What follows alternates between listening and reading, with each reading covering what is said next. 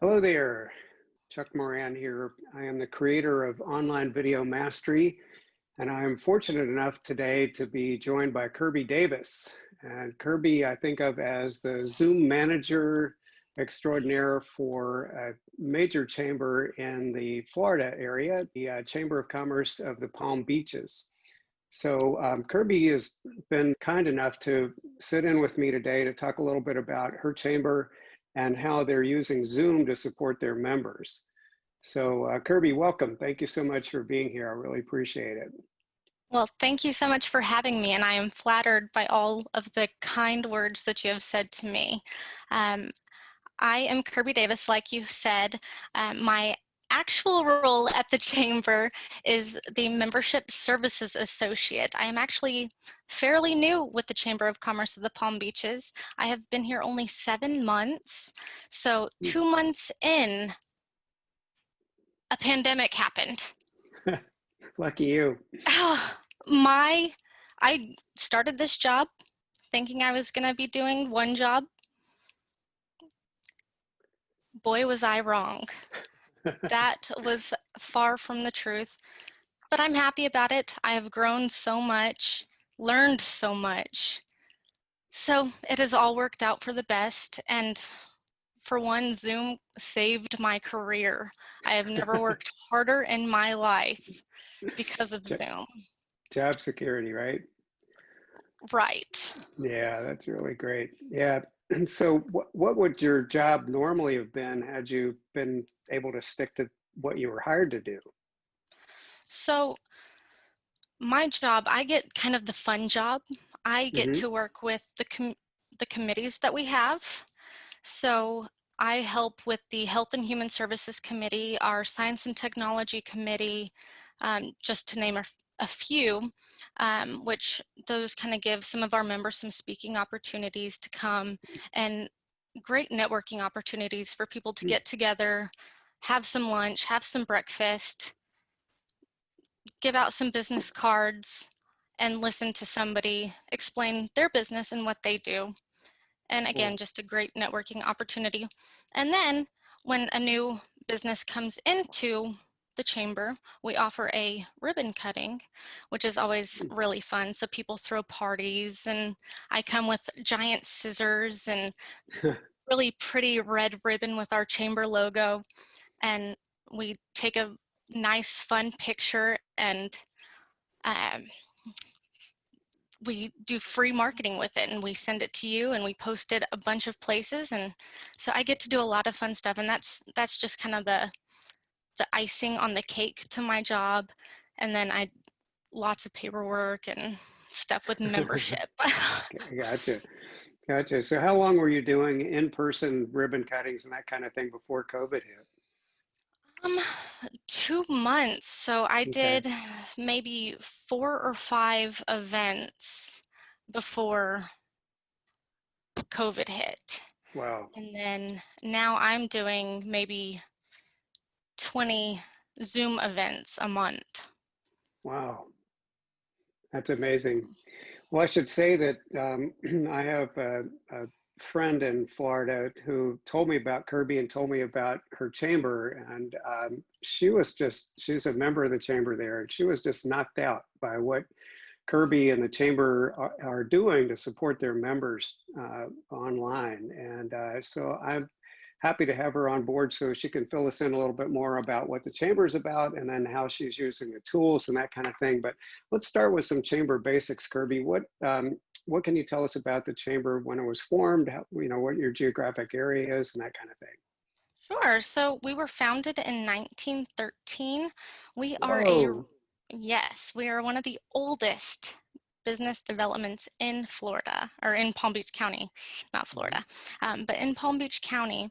There are actually 14 chambers in Palm Beach County.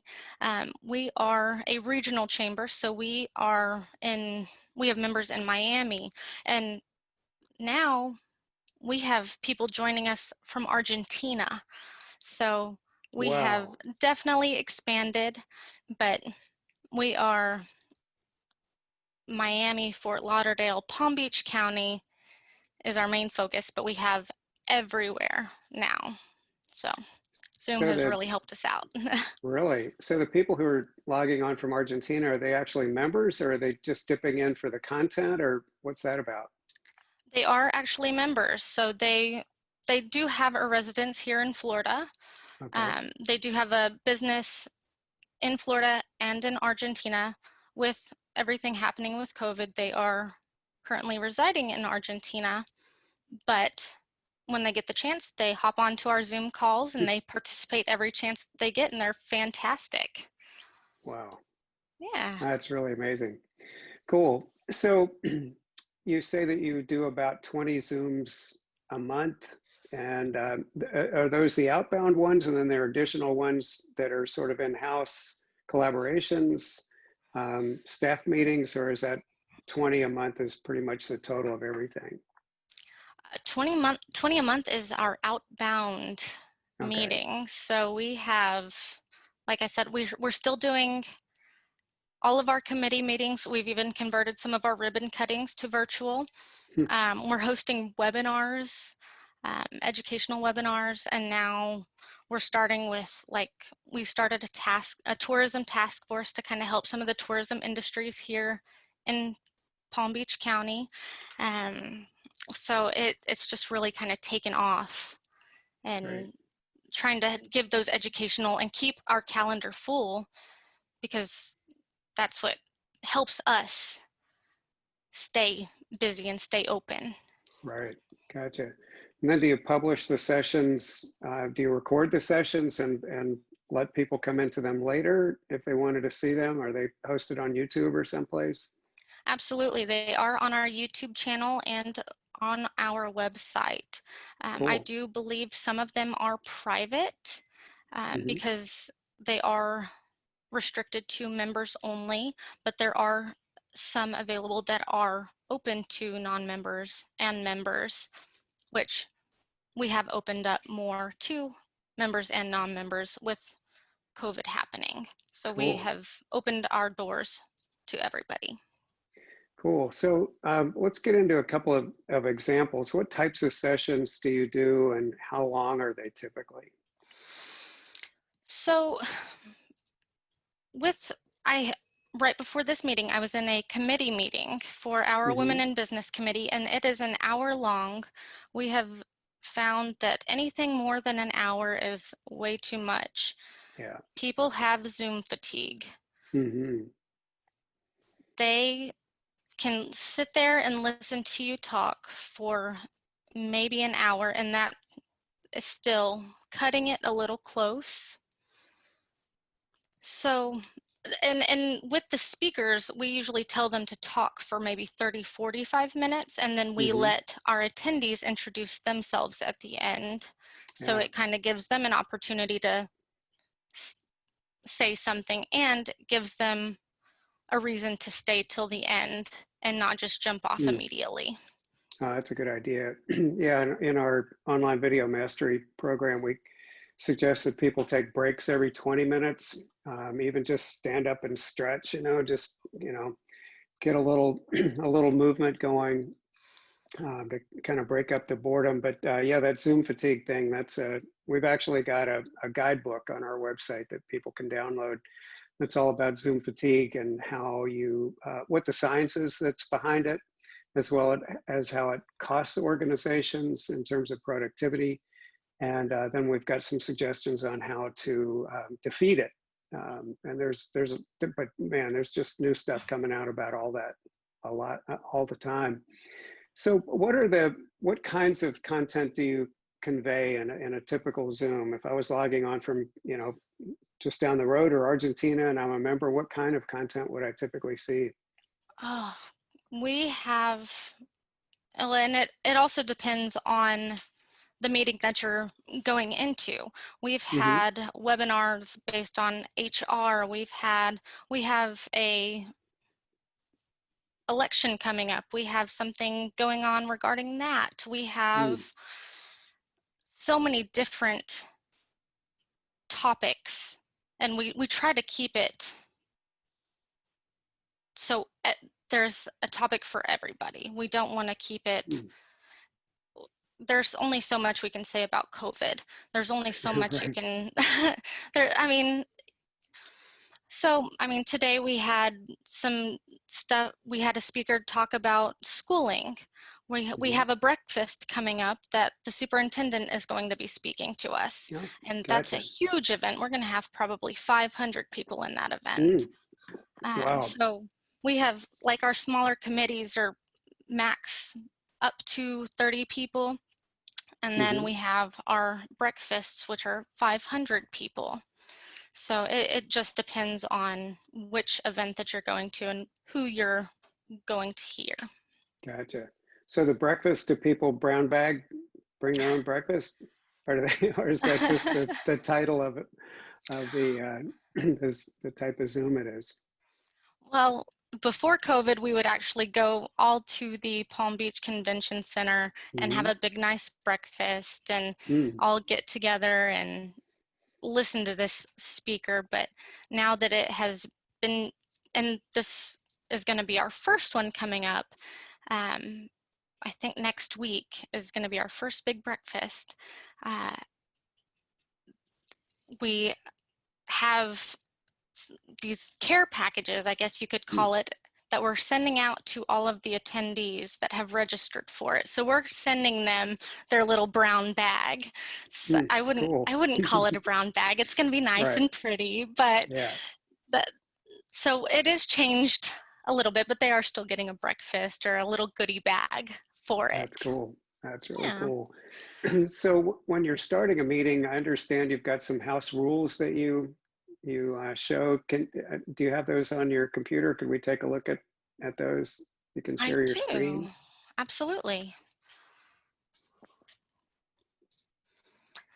So these are the house rules that we present Mm-hmm. to make sure that our meetings go smoothly, because the worst thing is when somebody comes into the meeting and their microphone is on and your speaker is in the middle of their speech.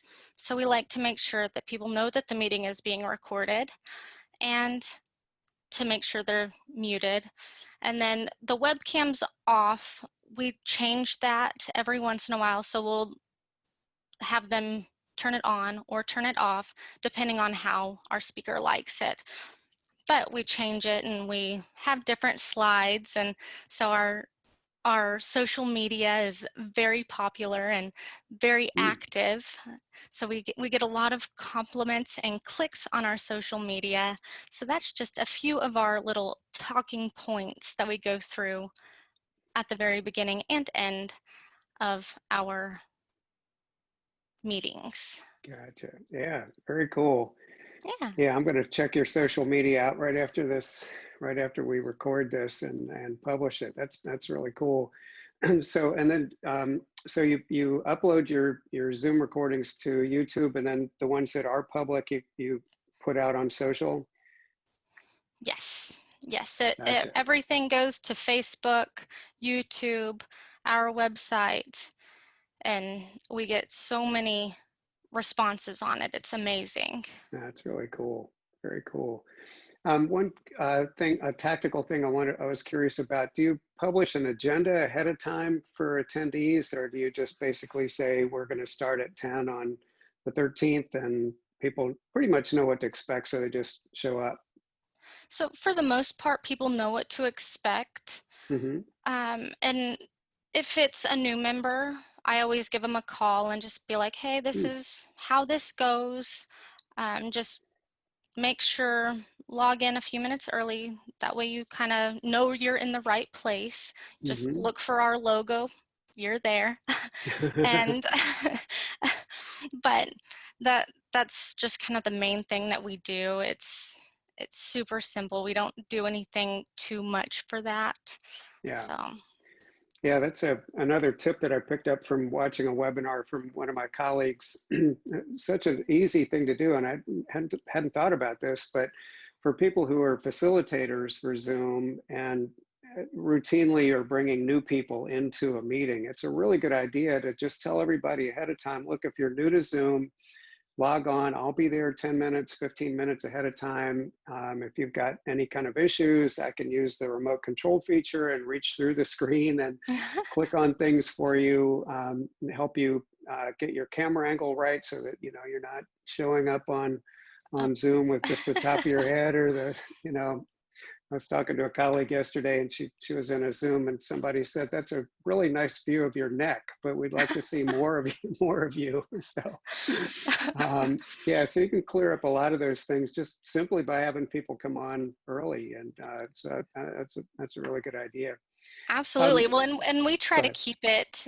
we try to keep it the same every single time, at Mm, least with the way that we send everything out. So with our Zoom logins, we keep it in the same format. We change up the wording to make sure that it follows the format of the meeting, but mm-hmm, we keep it the same and we make sure that they know, okay, this is for this meeting. This is gotcha. for this meeting. This is for the breakfast. I know this. Yeah, So they kind of gotcha. fall into that pattern. Okay, I know that. Mm-hmm, So that cool. pattern, I think, helps a bunch for new members and the members when it comes to joining a meeting. That's great. So there's a certain type of meeting that's always on Tuesday at a certain time. Yes. So Yeah, so you like can just calendar that. yes, so like our committees, I keep bringing up the committees. That's my Mm-hmm. job. Hmm. um, they are every month, once a month, this first Thursday of the month. Um, and then like we have a business builder twice a month, every month. So, and then every once in a while we throw in a random webinar. So Mm-hmm. there's meetings that are the same, and then there are special webinars that we host. Gotcha.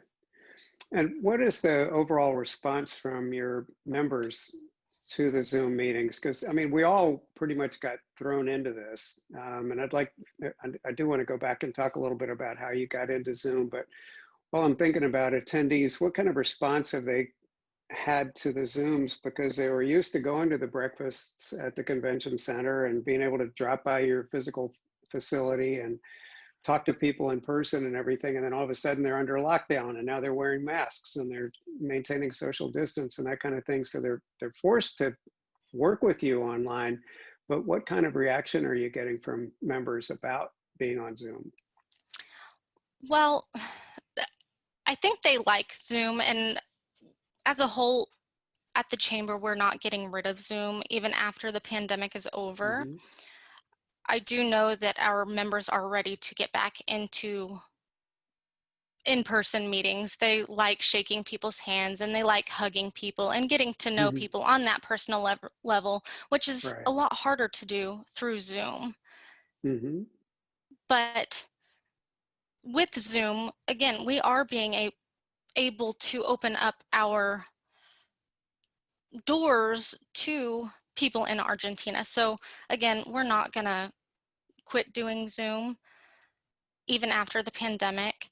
And some of our members love Zoom, and even after the pandemic is over, they're going to continue using Zoom for our meetings because they're not able to leave their office and Gotcha. drive 30 minutes to go to a meeting and then sit for an hour and then drive 30 minutes back.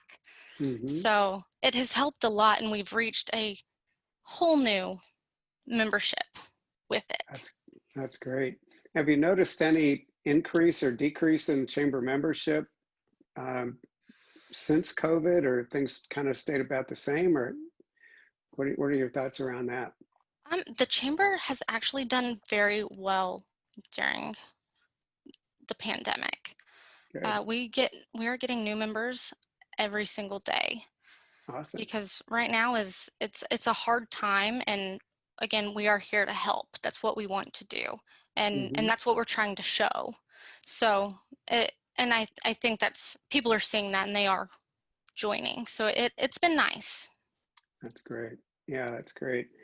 Well, I think other chambers could certainly learn from what you all have done there. I'm really impressed with what I'm hearing.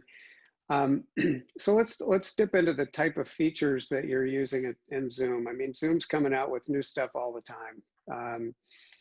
I believe you've got a Zoom background. Can you turn on the backgrounds? I love I the background do. that I'm looking at. It's a very nice, neat cubicle office thingy that you're in, but I'd like to see your the branded background. Oh, that's Absolutely. cool. This Wow. is my favorite. It's so pretty and colorful, and Hmm. the water behind me. It, Yeah. Yeah, that's really neat.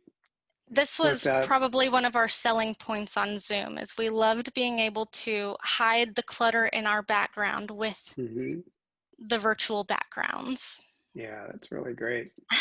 And with Zoom 5.2 that just came out, you can do a lot of really interesting things. I'm just beginning to experiment with it, but you can turn your presentation black and white or sepia tone. You can turn yourself in, you can put stickers on yourself so you can be a bunny rabbit. You can put a hat on your own head, dark glasses, and that kind of thing. Let me see, actually, let me see if I can find, let's see. No, where is that? I was about to say, I've got, I haven't been able to play with the new settings. It just happened, yeah, it and just did. Yeah, and I'm not really sure where they are, so I'm not going to take time to look for them right now. But so let's see. So there are a number of different features that I understand you're using. So let's just go through a couple of those. Let's talk about breakout rooms. How are you using breakout rooms? so we have been doing some meetings where we have invited multiple speakers Hmm. to come and join us for a meeting. And we like to split up and give each speaker their own room, put a few people in there, and swap people out. And it has seemed to work very, very well. The speakers love it. They get their own spotlight with a small group, and then they get a whole new group. Hmm. And then we have a tourism task force that we just started again to help the tourism industry here in Palm Beach County. Hmm. And so they kind of get into, we break them out into breakout rooms. They get into these small rooms and they discuss kind of some ways that they can help each other, and some packages that maybe they can put together and work together to build that relationship and to stay open and survive through this. So that is just one way that Wow, the breakout rooms has kind of helped through that. that's really So cool. it's very helpful in one-on-one situations, small group situations. It's been great.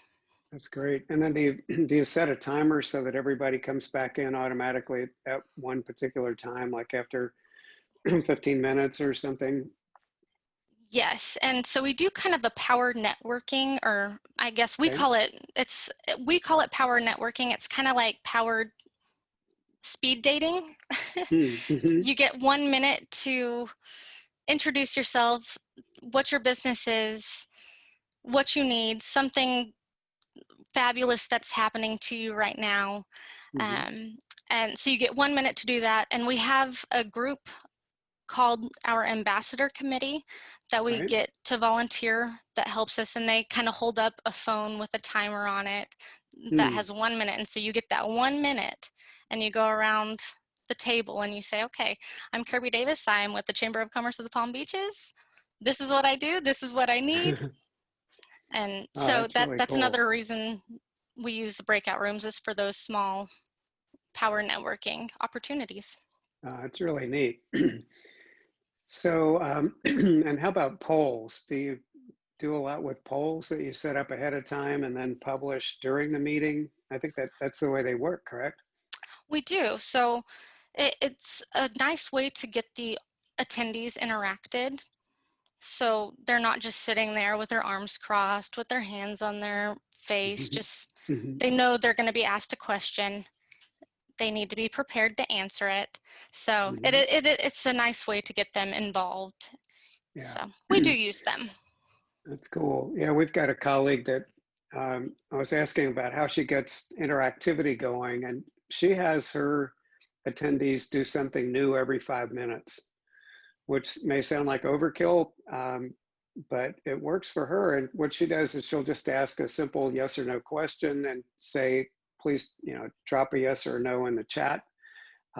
She'll also every once in a while have people change their Zoom name. So, mine's Chuck Moran right there. You can see on the screen. And, but she'll have everybody in attendance change it to how they're feeling. So just some of those little tiny things, sort of icebreaker-y kind of things, really can help to defeat that Zoom fatigue. I have not ever done that. That's amazing. I'm going to write that down and I'm going to use that as a best practice. I Yeah, love no, that. it's a good thing. We're actually getting ready to publish a blog post, and I'll make sure you get a copy of that, because it's an interview that I did with this gal Kathy, where she talks about it. She's actually an improv teacher. She does stand-up comedy and improv, and so she helps companies lighten up and be more human and authentic in their interactions with each other and that kind of thing. So she had some pretty good tips. I'll make sure you get a copy of that. Thank you so much. I would love that. Sure. So webinars, are you doing a lot with those? And tell me a little bit about those. So we actually don't do a ton of Mm-hmm. we don't use the webinar feature a ton. We've used it a few times, Mm-hmm. but we feel like we get more with the meeting option or meeting Mm-hmm. settings in Zoom. So that's what we use most of the time. Plus we like to see everybody in the meeting, because that's what our main focus is networking and seeing everybody in the room. And the webinar feature doesn't give you that. Yeah. It takes Yeah. everybody out of the room. So we Yeah. mainly use the meeting option, but we have used the webinar tool. We just do not Yeah. utilize it that often. That makes a lot of sense. Yeah, the webinar feature is really great for, a one-to-many, one-way kind of communication. But I think a good thing to do at the end of those webinars is to bring everybody back into the meeting and then, do a Q&A to kind of break that one-way type of communication. How about whiteboard and annotations? Do you guys use the whiteboard to illustrate things and put doodle on it or whatever? I don't use it that often. We are Mm-hmm. going to start here fairly soon. We have a meeting coming up that we are going to use it for. Cool. So I'm going to start playing with that a little more and Good. messing with that. Yeah. So it's not one of our main uses, just Mm-hmm. because most of our speakers have PowerPoints that they present. So we don't Gotcha. use a whole lot of whiteboard. Yeah. What's cool and I haven't experimented with this, but I've read that you can do a PowerPoint and then actually add annotations on top of it. So Oh, you could also share a screen and go to a web page and then do annotations on top of it. So this bears testing. So I can't swear that it works that way, but I understand that it does do something like that. So yeah, that's pretty cool. that is. Yeah, and so there's a new set of reactions too that Zoom has just unleashed. Used to be that you just had the hand clapping and the raised hand, but they've added in a heart, and let's see if I can put some of those. I'm not sure if they're going to show up in the recording, but I can put up can you see that, the laughing face? It Is does that not showing show up up. on my side? Oh, it's funny. Okay, and then I got the little celebration thingy. These are just regular emojis, so not sure if they're making it into the recording or not. I don't see Um, them.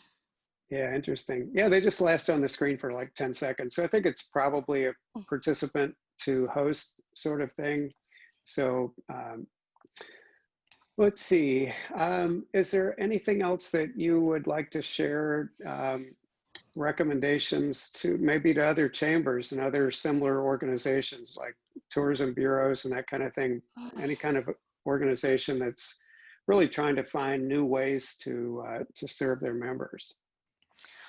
Well, what I have found, especially with using Zoom and having so many speakers and so doing so many meetings, I have found doing a dress rehearsal either the day before or at least 30 minutes beforehand helps tremendously. Mm, Whether it be you logging in with your speaker 15 minutes early and just making sure that your speaker is on camera and in the meeting just takes away so much stress that that can almost make your meeting go at least 10% better because cool. your speaker's there on time Hmm. and you can test their audio. You can make sure that there's nothing crazy in the background Yeah. and you can make sure that they're comfortable because if your speaker's comfortable, then you're going to have a good meeting. Right. Because with technology, you never know what is going to happen. And Yeah. people are human. They're working Mhm. from home. Things Yeah. happen.